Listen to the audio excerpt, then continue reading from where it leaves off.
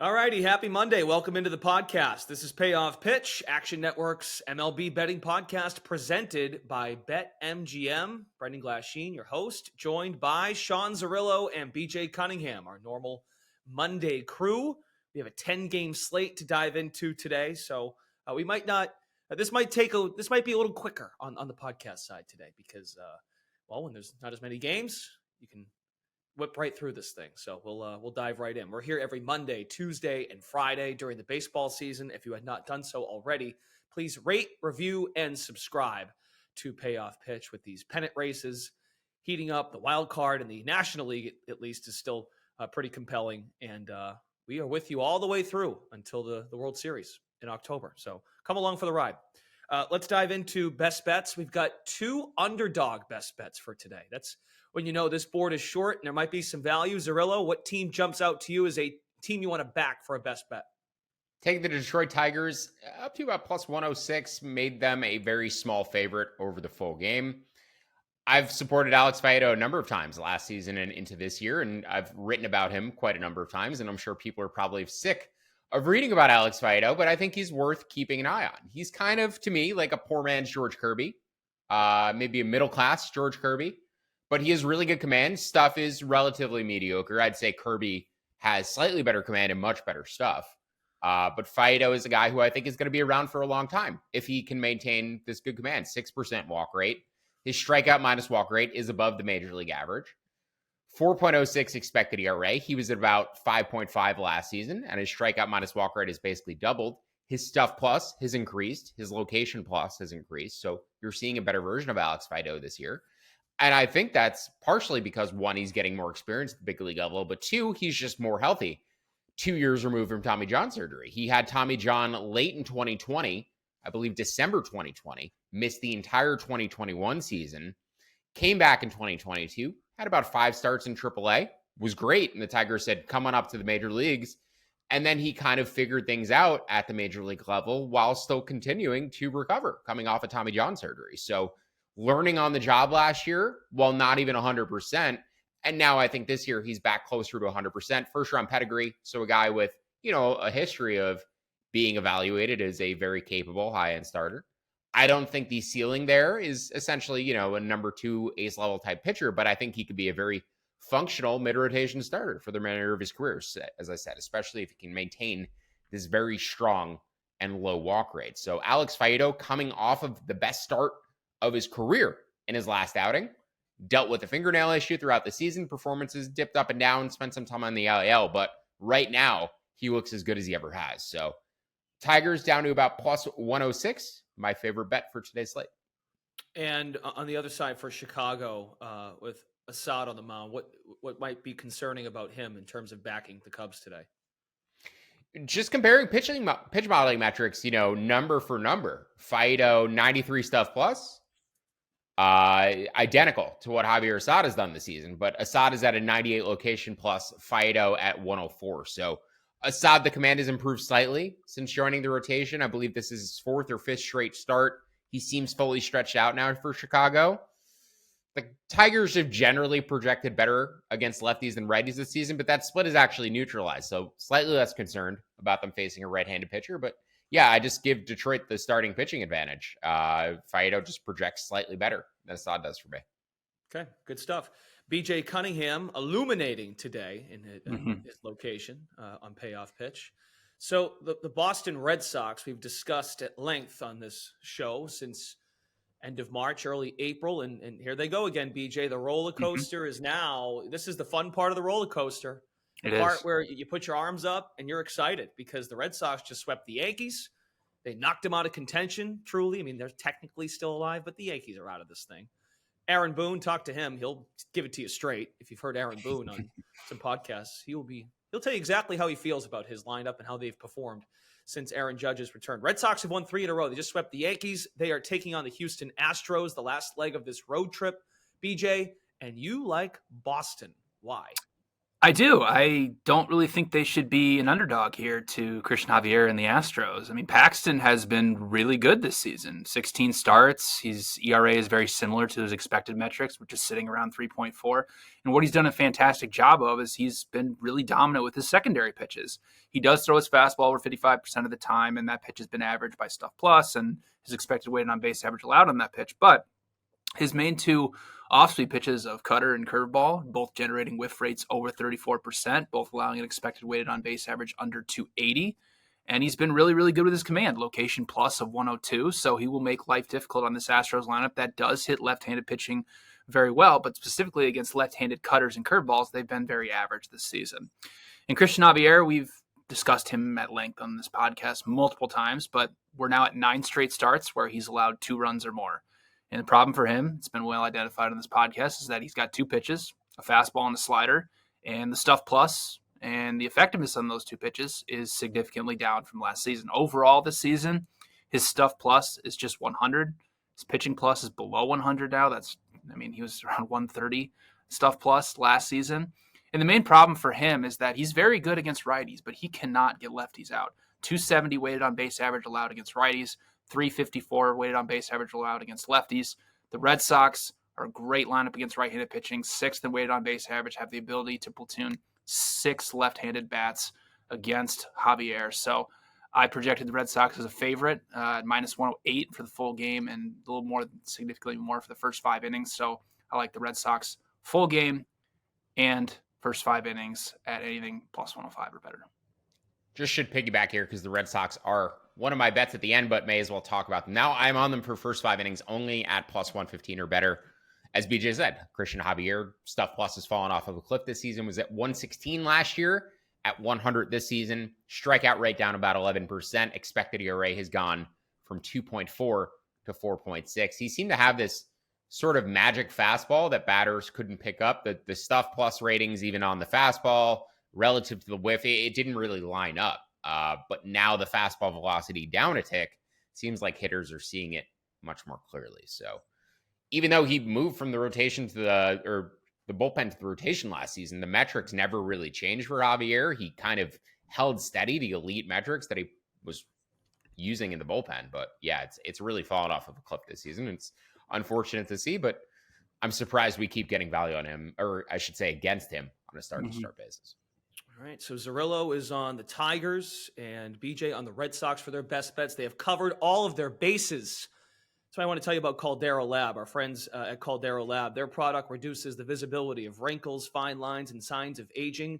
You can get involved with Caldera Lab's The Base Layer. So when BJ and Zerillo do their best bets, the base layer is a great way to start your day too. You're starting your week with us. It's a Monday for Payoff Pitch. So we're with you again tomorrow and on Friday. The base layer is your daily moisturizer to hydrate your skin and jumpstart your day full of confidence. Caldera Labs, the base layer, one of their 3 products that you should try out. Great website. I've used the product. Does a good job for you. So check it out.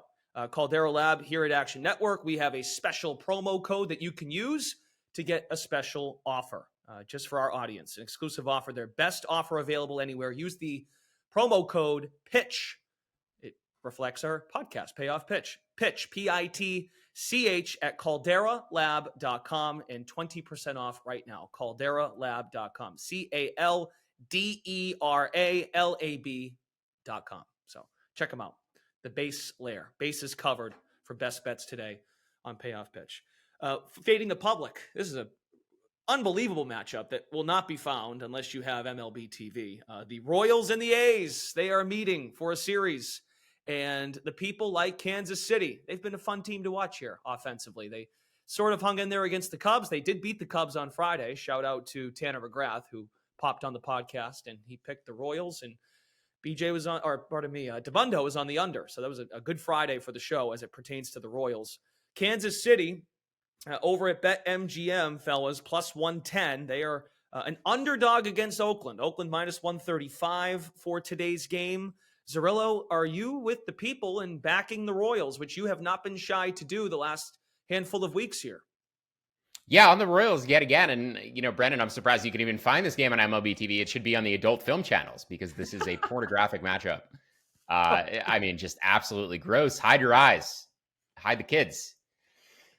Sometimes you just want a fair fight, though. And these teams have been getting beat up by the entire league all season. Finally getting to play one another yet again. It would be, if the A's close as a favorite, it would be just the third time they have been favored in the past calendar year. They were favored against the Royals in May. They lost 5-1.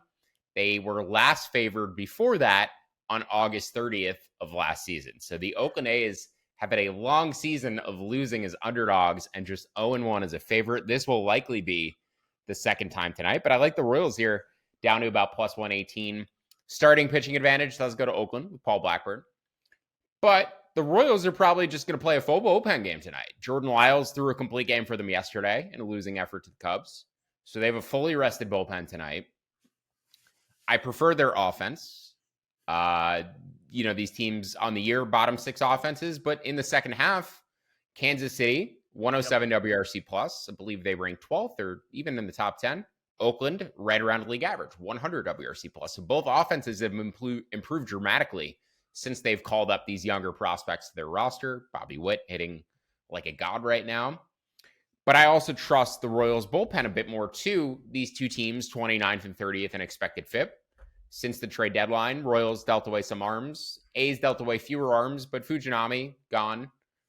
But in terms of the underlying stuff plus metrics for those relievers over the same span, Royals 104 stuff plus, Oakland 98. So the Royals bullpen to me has higher upside, has the better arms in it. And I think the fact that they're going to play probably, 7 innings of a bullpen game tonight after Tucker Davidson starts and he's not fully stretched out. So I don't expect him to go more than a couple innings. I think the Royals are just going to play matchups here. So Kansas City, as I said, plus 118 or better. Made them closer to about plus 105. All right. And so I would imagine, because the line that you prefer and the line that you bet overnight that's come down, BetMGM's got it at plus 110. Is there a price in mind where you say to yourself, all right, if it's coming back the other way, is there any chance you not necessarily take Oakland, but just stay off the game? Would you encourage that if the price? Yeah, if it gets to like plus 110, where it is now, like I wouldn't go beyond that. Because you're not betting into an edge at that point. And if it flips, right, if you get plus 110 on Oakland, plus 115 on Oakland, then I'd be interested in taking the other side. And I don't know, like the fact that they haven't closed as a favorite all year makes me think we may get Kansas City money continue to pour into the market and maybe make this a pick'em price by game time. So I'm not really sure where the line is going to go, but I think there's slight value of the Royals. Okay. So with that win, I mentioned Friday, Kansas City, BJ, did get to 40 wins. So they are not in the 30-ish win club like Oakland is. Oakland still has 34 wins. How do you assess this compelling matchup? Yeah, I'm just going to piggyback off what Sean said. I have the Royals projected at minus 102 for this game. Obviously, Tucker Davidson's only going to last a couple innings, and then they, like Sean said, they can just play matchups with their bullpen. That has been better overall for the entire season. If you look at XFIP and Stuff Plus, Royals do have an advantage over the A's. And Paul Blackburn, he's been good, pretty average expected ERA, average XFIP. But the Royals, last 30 days, 6th best weighted on base average in Major League Baseball. They are red hot offensively, so they have a significant advantage here offensively. So I don't think they should be underdogs against Oakland, who, I don't know if they're going to close as a favorite, but if it does happen for the third time all year, I do think there's some value on the Royals. All righty. What did you say is a third time in the calendar year? Third time in a calendar year. Yeah, they closed as a minus, I think it was even a minus 110 favorite against the Royals in May. So, barely favored. It was essentially a pick'em. And then last August 30th, they were also favored at minus 110. So they haven't even been like an actual favorite in these matchups. They closed at minus money, technically, but it was minus 110. Yeah. All righty. Tune in at your own will, or whatever the line is. At your own risk. That's the word I was looking for. Tune in at your own risk for Royals and Oakland A's. Series is in Oakland. Maybe watch it through like the peephole in a door or something. I don't know. Just give yourself a way to give yourself an out. Underdog that you guys might be on today. Consensus dog, and you're heading to Philadelphia. We've got the Phillies and the Giants. Aaron Nola coming off a start against the Blue Jays. That was a compelling match. That was actually compelling. Aaron Nola against Kevin Gossman. But today it's Scott Alexander Zerillo for San Francisco. Why might there be some value in the Giants today in Philly? Yes, the Giants, another team, probably going to play matchups today. Don't have quite the rested bullpen the Royals do, but we'll probably see Sean Manaea for a significant stretch of this game. And Manaea's velocity is finally lining up with improved results. In the second half, his ERA expected metrics are all elite. Now, he's mostly been working out of the bullpen, coming in as essentially a bulk reliever for 2 or 3 innings. But fastball velocity was well up in spring training, expected better results earlier in the season. Didn't get it, actually got shelled for the first couple months of the year. But now he's finally settled in. I believe he has a 23% strikeout minus walk rate over the past 6 weeks or so, an ERA of around 2. His stuff plus is way up compared to last season. And against Aaron Nola, a guy whose metrics have fallen off this year, plus having a Giants offense that hits righties much better than lefties, I just think there's value on San Francisco here. Again, projected them closer to about plus 130. So plus 140 or better would be my price target. But just, in terms of Nola, his expected ERA up about a run compared to last season, 2.74 in 2022, 386 this season. Strikeout minus walk rate declined by about 6%. Pitching plus has declined by 2 points. So across the board, Aaron Nola continuing to struggle this season. Got roughed up in that start in Toronto. I believe that game went over. Both those starters didn't have good efforts in what I believe was a total of 8. And I was looking at it the whole time going, I think I should bet the over here. And I never did. And I'm a little bit disappointed even a week later. So Giants plus 140 or better. Just continue to project better against righties than lefties. And they're pretty abysmal against left-handed pitching, but actually league average against righties. All right, BJ, why might you be on the Giants? Anything to add to Zerillo? Yeah, I mean, not much really to add here. I mean, obviously, it looks like Sean Manaea, who hasn't pitched in, I think, 4 or 5 days, will likely be the guy coming in. He's only allowed 1 run in his last 13 innings on the mound. So he's been very, very good. They're probably going to show a lot of lefties to the Phillies, who are, a very average lineup against left-handed pitching. And, Aaron Nola, what it's kind of boiled down to, to add on to what Sean has said, is that he's just allowing a lot more hard contact than he's had in years past. If you look at his hard hit rate, barrel rate, average exit velocity allowed, it's all up from last season. His curveball, the expected weighted on base average allowed on that pitch is up 60 points. So he just hasn't been as effective, and he's not in that elite category like he's been in years past with a 3.87 expected ERA. So I only had the Phillies projected at minus 112. So anything Giants plus 128 or better is good enough for me. Yeah, basically just take like 1 out of every 5 of his strikeouts from last season and turn it into a hard hit ball. And that's who Aaron Nola is now. Strikeout is basically down that much, like 20%. And then all of that is turning into hard hit balls. So yeah, it's concerning. And it's mostly still happening though, like second and third time through the order. He's fine for the first 3 innings. And then once batters get to see him a second or third time, they seem to have a better time adjusting than they have in previous years, which I find interesting. So I don't know if he's doing something differently. I don't know if that velocity is continuing to slip off the second and third time through, but yeah, it's mostly like, I think a thing that you can continue to live bet. If it's 0-0 after 3 innings, if the Giants are down 1-0 after 3 innings and you can get a better number, I'd be interested in jumping in still. All righty. These are the top 2 wild card teams in the National League. Philadelphia, the number 1 wild card spot in the NL, and the Giants right behind them, 2 games out. And they have a half-game lead on the Cubs. The Cubs are right now your 3rd wild card team, a game in hand on the Reds, Marlins, and the Snakes, the Diamondbacks. They're figuring it out with 2 straight wins. Okay, and then we got a couple more. I know, Zerillo, you touched on the Red Sox already. A few more to add, and then BJ as well. We can get out of here. Yeah, Red Sox first 5, I said, to plus 115. Also like the Texas Rangers in the first 5 innings only. Slade Ciccone projects as one of the worst starting pitchers at the major league level for me. 83 stuff plus, 90 location plus, so well below major league average. Seems like he can have decent command, but he had a major home run issue in the minor leagues, and I don't see that fixing itself at the MLB level. So Texas in the first 5 innings to minus 145. Jordan Montgomery has been pretty solid for them. And then the Ryan Weathers revenge game, the Miami Marlins at plus 167 or better.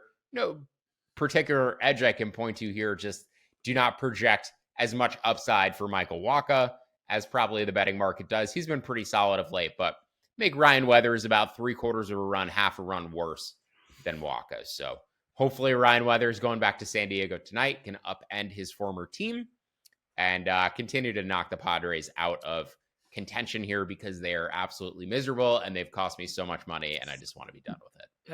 Have you stopped betting them to get in the playoffs? Yeah, the last time that I added a bet to the app for the Padres to make the playoffs was the last time I bet it, thankfully. So we're not in for any more than we already were. But yeah, I mean, like the Padres, the Yankees, the Cardinals, these teams I don't like, who I bet on earlier in the season and I bet on futures throughout the year. It makes me so mad that I hate these teams and they're costing me money too. So, and I know the Braves, the Braves have dominated all year, had their divisional bets, have their World Series and NL pennant bets. I just have this feeling in my heart that the Dodgers are going to end up beating them. And, Mookie Betts and Freddie Freeman are going to go nuts in the playoffs. So, dreading it and can't wait to lose more money on teams I don't like. Oh, come on. Why? That was a Padres angle, and you turned it into talking about the Braves and the Dodgers. You're getting ahead. Yeah, the more I watch this Braves staff with Morton and Elder, and just they have weaknesses, and it scares me. Their lineup is historically good, but their pitching does scare me. We've talked about all the pitching injuries this year, and the offenses, being the teams I wanted to invest in by the end of the season, but we get to October and the Dodgers might have better pitching, and you just need to get hot for a couple weeks. One of the highest totals on the slate. There are two totals that are over 10. One of them, BJ, is Braves and Mets. Speaking of the Braves, they are home against the Mets, and you have an angle on the total. What do you got? I do like the over. I projected this north of 11. It looks like Alan Winans is going to be on the mound for Atlanta, and boy, he's had 2 starts so far, 1.59 ERA. But if you look at his minor league stats, he's been around a 4.4 expected xFIP type of pitcher. If you look at projection models, he projects to be around a 4.5 ERA type pitcher. Then you dig into Stuff Plus. Stuff Plus has only been 77 through those first 2 starts. And the Mets have been hitting the ball a little bit better lately. They've been around league average for the last 30 days. And the Braves lineup obviously hits whatever pitch or arm angle you want to throw at them.